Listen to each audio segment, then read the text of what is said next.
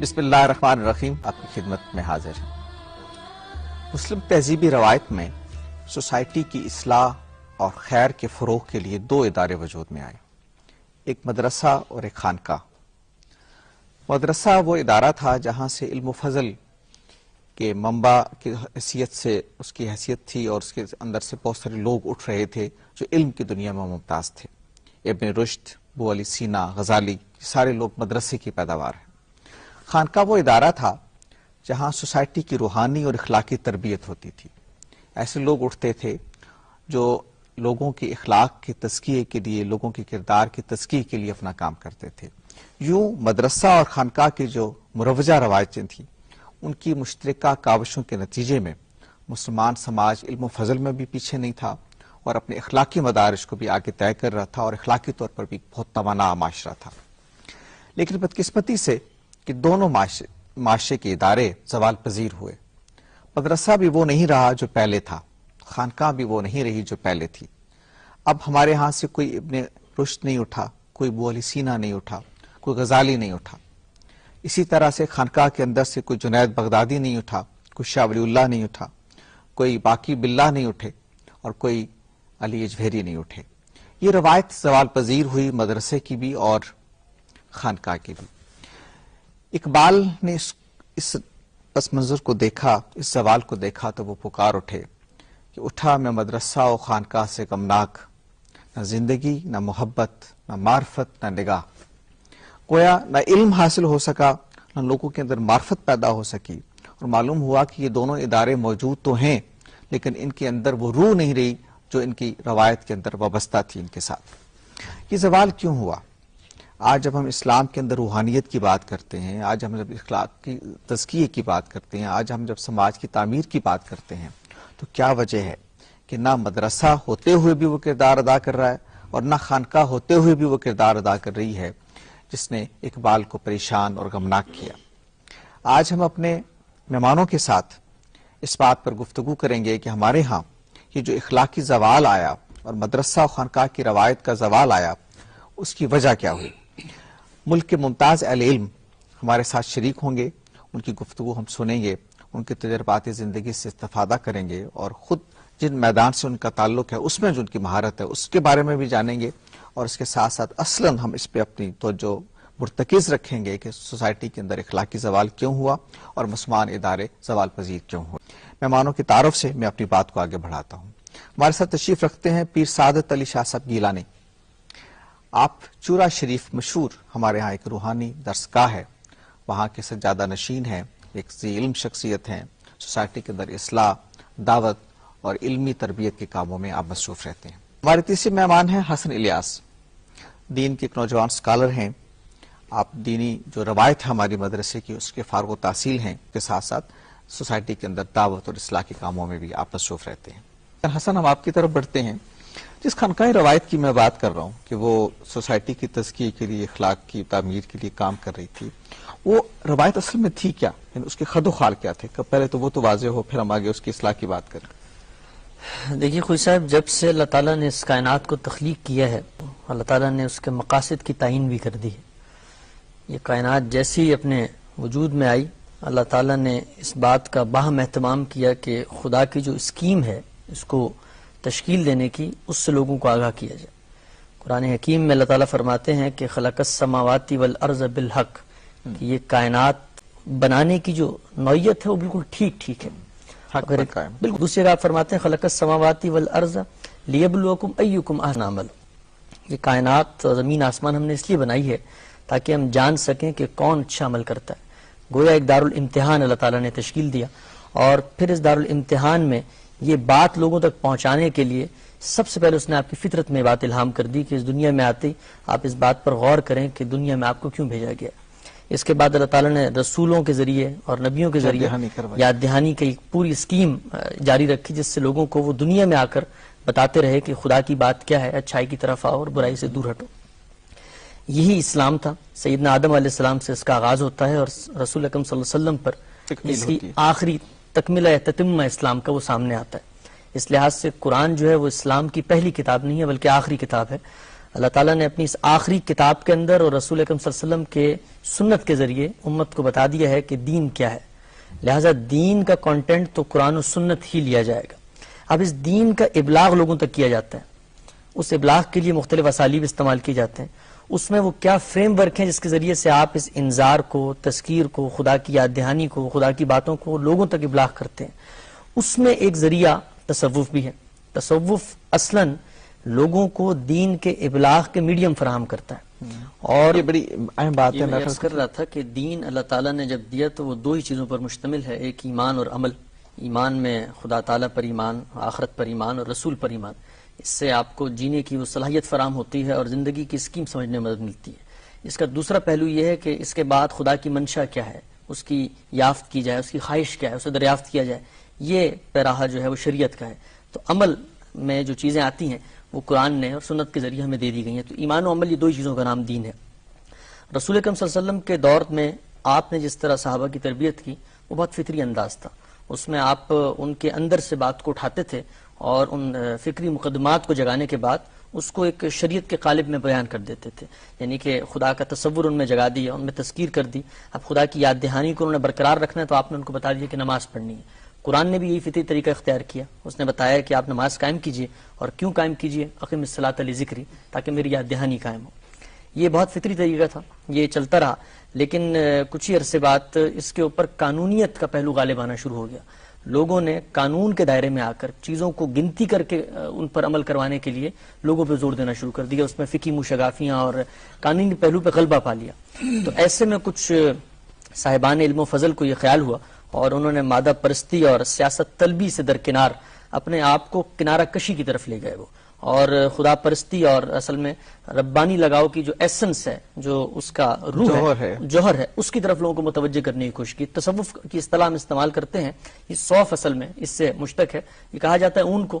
تو وہ حضرات عام طور پہ وہ ظاہری زیب و زینت اختیار نہیں کرتے تھے، بلکہ لباس ہی سے ان کی سادگی عیاں ہو جاتی تھی. ان کا طریقہ کار یہ تھا کہ وہ لوگوں کو براہ راست تعلق قائم کرتے تھے. کیونکہ دیکھیے جو عام آدمی ہوتا ہے اس کے مسائل بہت عملی نوعیت کے ہوتے ہیں. وہ یقیناً مذہب سے کی طرف متوجہ بھی ہوتا ہے، اس کے کچھ سوالات بھی ہوتے ہیں، لیکن وہ عملی جوابات چاہ رہا ہوتا ہے. تو ان لوگوں کا جو طریقہ تھا وہ بہت ہی جاندار اس صورت میں تھا کہ یہ ہر فرد سے اس کی نفسیات سے متعلق ہو کر مخاطب ہوتے تھے. کہا جاتا ہے کہ اچھا صوفی وہی ہوتا ہے جو اچھا سائیکیٹرسٹ ہو، جو اچھا نفسیات دان ہو. جس طرح صحت، جسمانی صحت کے لیے ایک اچھا طبیب چاہیے، اور وہ اچھا طبیب جب تک درست تشخیص نہ کر سکے تو علاج نہیں کر سکتا. ہمارے صوفیاء کا یہ طرز عمل تھا کہ وہ فرد سے تعلق قائم کرتے تھے. وہ دیکھتے تھے کہ اس کا جو یہ روحانی مرض ہے، ظاہری بات ہے انسان ہے، جس طرح اس کو جسمانی امراض لاحق ہوتے ہیں اس طرح روحانی امراض بھی لاحق ہوتے ہیں. اس کا نفس آلودہ ہو جاتا ہے، اس کے دل کے اوپر علائشیں آ جاتی ہیں.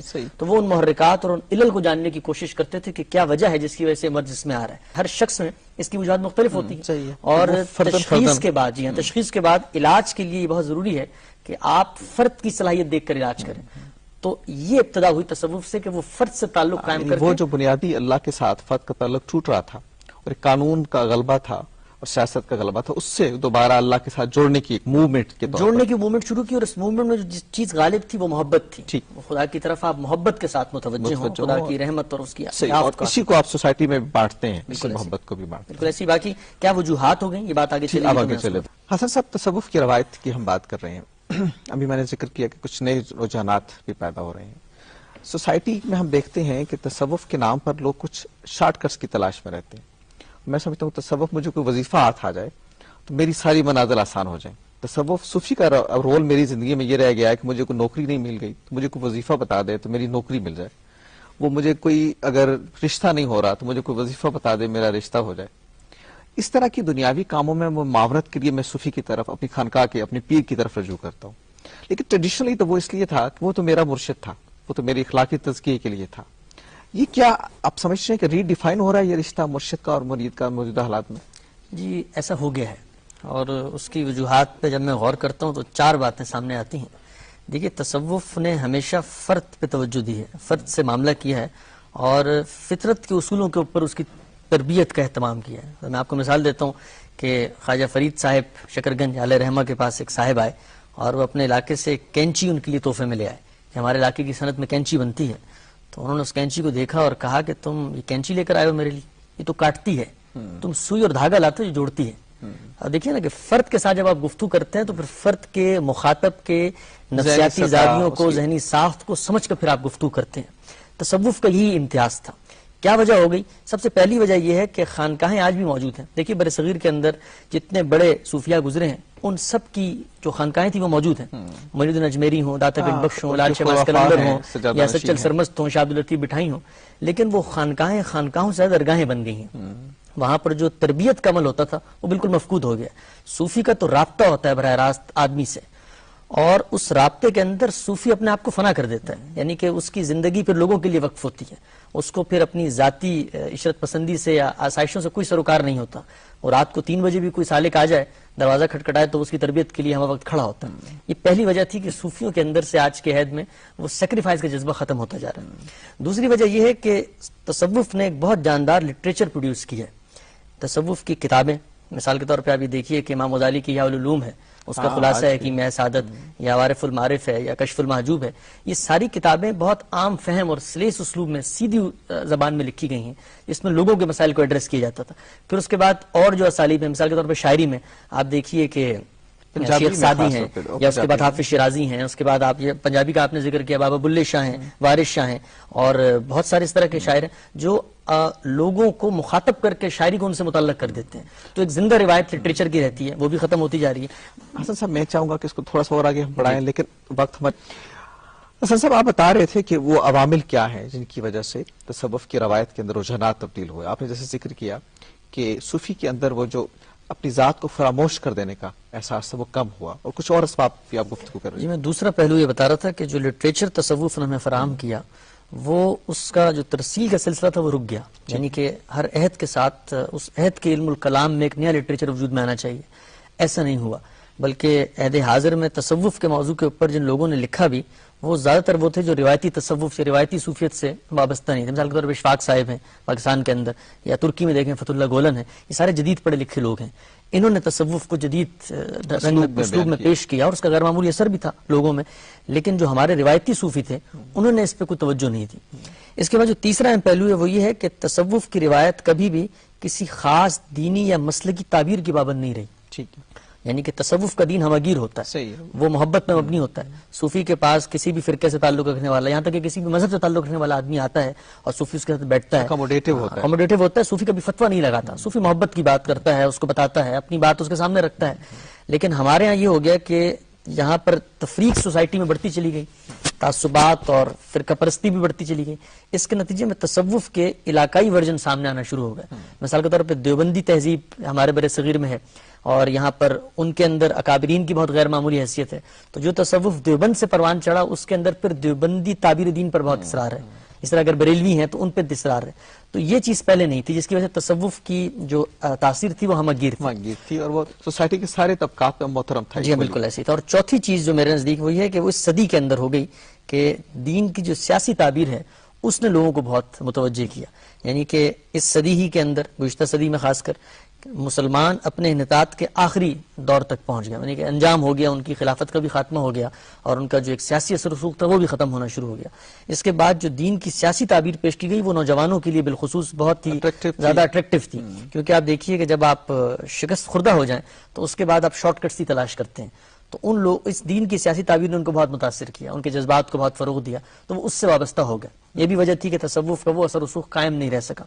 لیکن عہد حاضر میں ایسا ہے کہ لوگ موجود ہیں، بہت اچھے صوفیہ بھی ہیں، اور جو مسلک کی تعبیر پہ اصرار بھی نہیں کرتے، اور میرے نزدیک یہی فطری طریقہ ہے، اور اسی پر اگر چلا جائے تو یہ بہت مفید ہو سکتا ہے۔ دیکھیے نا، خانقاہ اصل میں کیا کرتی ہے؟ جدید ذرائع ابلاغ ہیں، مطلب ہم یہاں بات کر رہے ہیں کہاں کہاں تک اس کا ابلاغ ہو رہا ہے، لیکن خانقاہ کے اندر اس شخص کی صحبت ہی بدل جاتی ہے، یعنی کہ اپنی زندگی کے جو شب و روز جو معمولات ہوتے ہیں اس سے کٹ کے ایک جگہ پر آ جاتا ہے۔ تربیت کے لیے صحبت کا بڑا دخل ہے، بہت دخل ہے، کتابی علم سے شاید آپ علم تو سیکھ لیتے ہیں لیکن وہ جو کردار کے اندر تبدیلی چاہیے وہ نہیں ہوگی، وہ صحبت سے پیدا ہوتی ہے، وہ صحبت سے پیدا ہوتی ہے، اور اس کے لیے آپ کو اپنی روٹین سے ذرا ہٹنا پڑتا ہے، یعنی کہ جو معاشرے نے آپ کے اوپر کیا ہوا ہے اس کے لیے آپ کو تزکیہ نفس کی کچھ منازل طے کرنی پڑتی ہیں، تو روایتی طریقے سے ہٹ کے کرنا پڑتا ہے۔ تو ہمارے تصوف نے اس باب میں بہت غیر معمولی کردار ادا کیا ہے۔ میں آپ کو مثال دیتا ہوں کہ وہ کس طرح چیزوں میں لوگوں کو متوجہ کرتے ہیں۔ امام غزالی بہت بڑے صوفی ہیں، بہت بڑے عالم بھی ہیں، انہوں نے تکبر کے اوپر گفتگو کی، اور وہ یہ بتاتے ہیں کہ آپ کے اندر تکبر کا ایک مرض ہوتا ہے، اس کی تشخیص کیسے ہوتی ہے اور اس سے دوری کیسے اختیار کی جا سکتی ہے. وہ کہتے ہیں کوئی بھی شخص دنیا میں اگر کسی سے ملتا ہے تو دو ہی صورتیں ہو سکتی ہیں. جس سے وہ شخص مل رہا ہے یا تو وہ اس سے عمر میں بڑا ہوگا یا عمر میں چھوٹا ہوگا. تو اگر تو وہ عمر میں بڑا ہے تو اس شخص کو یہ غور کرنا چاہیے کہ جو عمر میں بڑا ہے اس کو نیکی کرنے کا وقت زیادہ مل گیا ہوگا. اور دوسری صورت یہ کہ آپ عمر میں بڑے ہیں تو اگر آپ عمر میں بڑے ہیں تو یہ خیال کیجئے کہ آپ نے گناہ زیادہ کیے ہوں گے. پھر دو ہی صورتیں کہ یا تو وہ زیادہ جاننے والا ہوگا، عالم ہوگا، یا آپ زیادہ ہوں گے.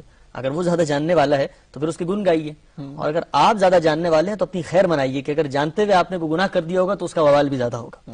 دیکھیے یہ جو اسلوب ہے، اس اسلوب میں کسی پہ تنقید نہیں ہے، اس اسلوب میں کسی کی نفی نہیں ہے، اس اسلوب میں اس کا جو اپنا مرض ہے اس کی تشخیص ذات کی طرف بہت اہم بات آپ نے کہی. اور میں